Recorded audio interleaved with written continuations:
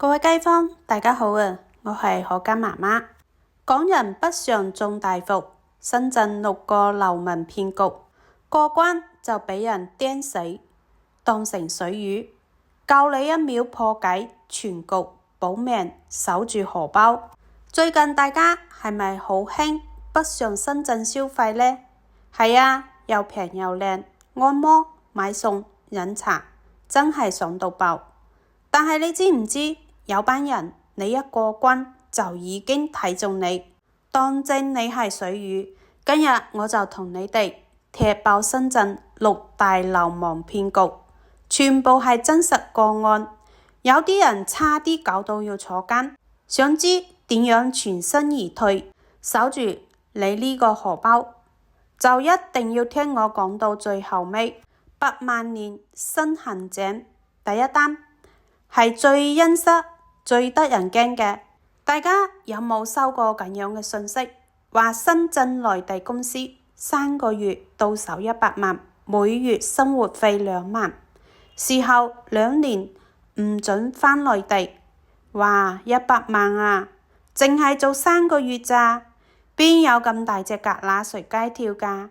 其實呢個係一個超級大伏。有記者曾經放蛇去問過，原來呢個集團係要你套公司，即係要你交低香港身份證、返鄉證，做一間內地公司嘅法人代表。點解要揾香港人做呢？因為集團話齋，香港人喺內地冇欠債記錄，身家清白，用你個名去銀行申請 POS 機係最容易批嘅。呢部機到手之後，佢哋就用呢個位做買賣記錄洗黑錢。一旦東窗事發，公安拉人，拉邊個？拉你嗰個法人代表啊嘛。你只係收得個幾十萬，但係就要孭晒成個洗黑錢集團嘅鑊，分分鐘要坐監5年甚至10年以上。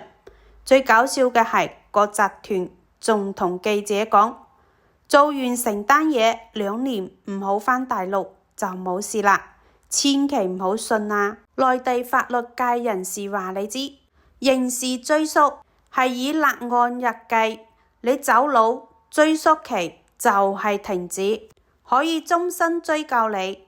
破解你絕招就一句，咩都唔使做，淨係出身份證、回鄉證就有幾百萬，一定係犯法。一見到呢啲廣告，即刻唔好貪。講完大鑊嘢，講下街頭日常服。有冇試過一過關，行過羅湖商業城附近，突然有人捉住你隻腳，話先生，你對鞋好污糟，我幫你免費擦鞋啊！唔好以為佢係好人，呢個就係經典嘅天價鞋油騙局。深圳羅湖口岸而家直頭掛住防騙警示牌，寫明此類清洗鞋油，網購平台得2.9蚊，謹防上當受騙。佢幫你擦完之後，就逼你買佢嗰支嘢，原本幾蚊雞嘅鞋油，收你幾百蚊，唔俾錢，佢哋幾個人圍住你，你係大陸人生路不熟，唔想搞大件事，好多人都係硬食。破解絕招就係面懵懵，當耳邊風，任何人同你講免費幫你擦鞋送禮物，即刻彈開，唔好理佢，千祈唔好停低腳步貪呢啲小便宜啊！第3個伏，專係遊客嘅黑導遊同埋平價團。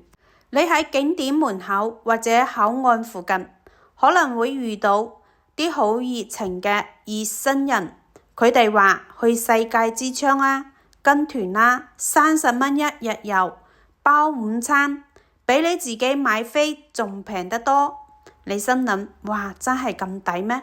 跟住就上咗車，結果呢，全日係咁車你去啲名不經傳嘅珠寶店、藥材鋪，困住你，唔買多啲嘢唔准走。嗰啲所謂嘅平價團費，其實連你餐飯都唔夠俾。你估佢點賺錢，就係靠你之後買嗰啲幾萬蚊嘅玉器同埋啲藥材啊嘛。破解絕招，幫襯有牌旅行社，簽好合同，寫明行程同購物點。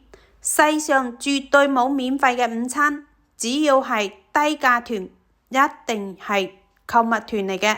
第四個伏係買大件嘢，好多香港人鍾意返深圳訂做家私，但係有真實案例，香港袁先生3年前幫襯過一間深圳家私鋪，覺得好 OK， 今年再打造衣櫃，點知收貨之後發現層板厚度同埋預期嘅唔同，因為當時冇白紙黑字寫低規格，鋪頭唔認數，話要加厚加錢，最後雖然經消委會追討，但係蝕咗一半訂金。破解絕招，無論訂家私定係買電器，所有口頭承諾一定要寫低單據或者合同上面保留好晒所有嘅收據同埋對話記錄。如果真係中伏，記得打0755123445投訴。而家深圳有一馬當先小程序，掃一掃就可以快速維權啦。第5個伏就係科技騙案。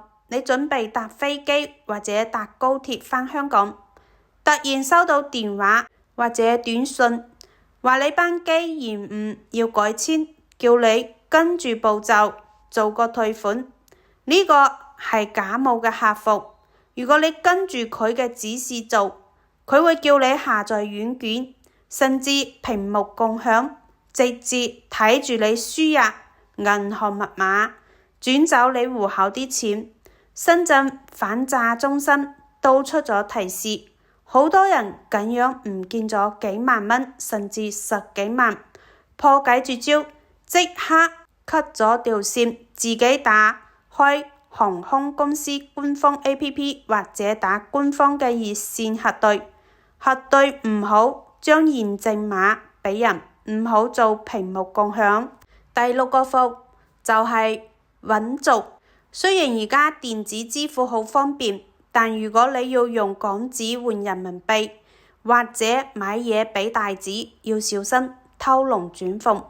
有啲唔正規嘅找換店或者係小店，職員會練個鬼手，明明你俾1000蚊港紙，佢掃完話你聽少咗1張，又或者找錢嗰陣喺台底彈走你幾張銀紙，等你以為自己跌咗。